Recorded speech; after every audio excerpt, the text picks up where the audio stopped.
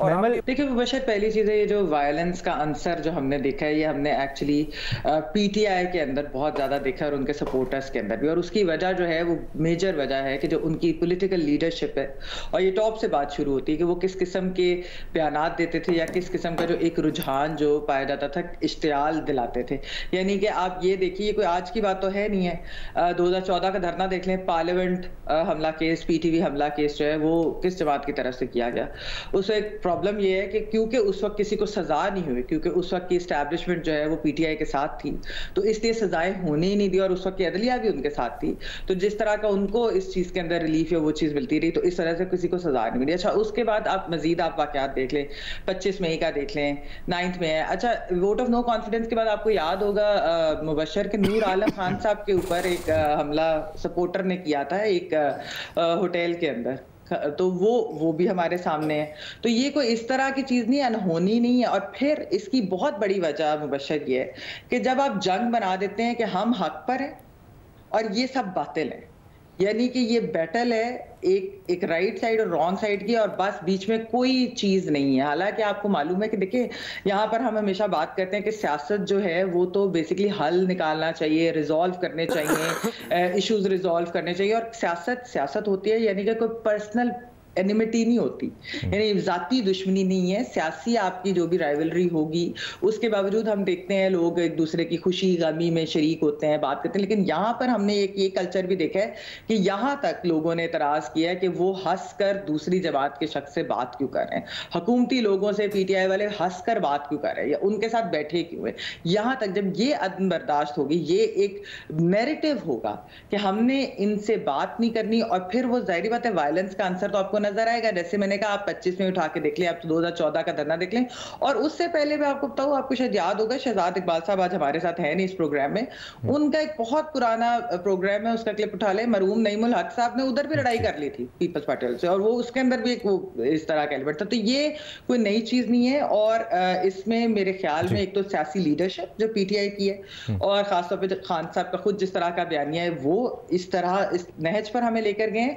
दूसरी जानिब क्योंकि कोई एक्शन नहीं हुआ कभी, यानी ये नहीं है कि किसी ने रोका नहीं। लीडरशिप तो जाहिर है अगर खुद ऐसी बातें कर रही है तो वो तो शाबाशी ही देंगे, वो किसी को नहीं रोकेंगे। लेकिन अगर पीटीवी हमला केस, पार्लियामेंट हमला केस, इनके ऊपर फैसले आ जाते, सजाएं मिल जाती, तो शायद लोग सोचते कि ये चीज़ हम आइंदा से नहीं करेंगे। मज़ा साहब, देखिए, हमारी रियासत की तश्कील ही ऐसे हुई है कि जिसने अदम बर्दाश्त को जो है बढ़ाया है। मशरक़ी पाकिस्तान में आप मशरक़ी पाकिस्तान की असम्बली का वाक़या उठा कर देख लें, उसके बाद के वाक़यात देख लें। 70 में पोलैंड के डिप्टी फॉरेन मिनिस्टर आए थे, उन पे जो है वो ट्रॉली लेके चढ़ गए और उसमें डिप्टी फॉरेन मिनिस्टर मारे गए। उसके बाद के वाक़यात देख लें। लेकिन अगर हम रीसेंट पास में देखें, एक तो रियासती पॉलिसी ने इंतहा पसंद ग्रुपों को तश्कील दिया और उसकी वजह से आदम बर्दाश्त बढ़ी। आप मज़हब पे दलील के साथ गुफ्तगू नहीं कर सकते, आप सियासत पे दलील के साथ गुफ्तगू नहीं कर सकते। और इसके साथ जो चीज़ें, जिन चीज़ों ने बहुत ज़्यादा इसको बढ़ावा दिया, वो टेलीविज़न स्क्रीन है। कि जब टेलीविज़न आया तो उसके बाद आप देख लें कि हमने कभी भी ऐसे प्रोग्राम्स को, इस तरह के एक्शंस को डिस्करेज नहीं किया कि जहां हम देख रहे हैं, बल्कि हमें ये लगा कि यार ये जो लड़ाई हुई है, ये जो लाउड गुफ्तगू हुई है, इससे उस प्रोग्राम की रेटिंग बहुत आई है। तो रेटिंग फार्मूला जो एवॉल्व हुआ, उसने इस अदम बर्दाश्त को, टेलीविज़न स्क्रीन पे कौन नहीं चाहेगा अपना उसकी चीज़ें आने, तो उसको नज़र आया कि भाई ये अगर करेंगे तो आप जो है आपकी ज़्यादा रेटिंग आएंगी।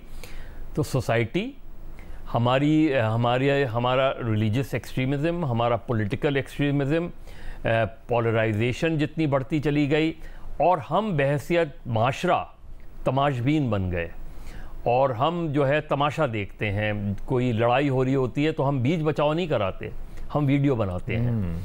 ये जो सारी चीज़ें हैं, आप तहरीक इंसाफ एक मरतबा जब कराची में, जब 2014 में जब इनका धरना वो चल रहा था, लॉन्ग मार्च वगैरह, तो एक वाक़या हुआ था शारा फैसल में, जिसमें मैं भी उधर बैठा हुआ था, गालिबन सना मिर्ज़ा थी, जो अटैक हुआ था। उसके बाद फिर उसके थोड़ी देर बाद इमरान खान साहब का फ़ोन आया मुझको। मैंने कहा मैं तो इन वाक़यात का आदी हूँ, लेकिन मेरी आपको राय ये है कि इस कल्चर को ख़त्म करवाएं। वरना ये कल्चर जो है ये सबको ले बैठेगा इस चीज़ को। उसके बाद हमने देखा किस तरीके से एंकर्स को टारगेट किया जाता था, जो है किसी भी ओपोनेंट को, पॉलिटिकल ओपोनेंट को इस तरह टारगेट किया जाता था। फिर यही कल्चर बजाय इसके कि दूसरी पार्टियां उसका बिल्कुल पलट करती, वो भी फिर उसका हिस्सा बनती फॉर्मूले पे चलने लगी। तो माशरा जिम्मेदार है, माशरा जिम्मेदार है, हम जिम्मेदार हैं, हमारी रियासत की पॉलिसियां जिम्मेदार हैं इस चीज़ की। और ये चीज़ इस नहज पर पहुंच गई है कि जहां ज़रा सी गुफ्तगू होती है तो हम बंदूक निकाल लेते हैं। हम सभी की ऊपर ये जिम्मेदारी आयद होती है।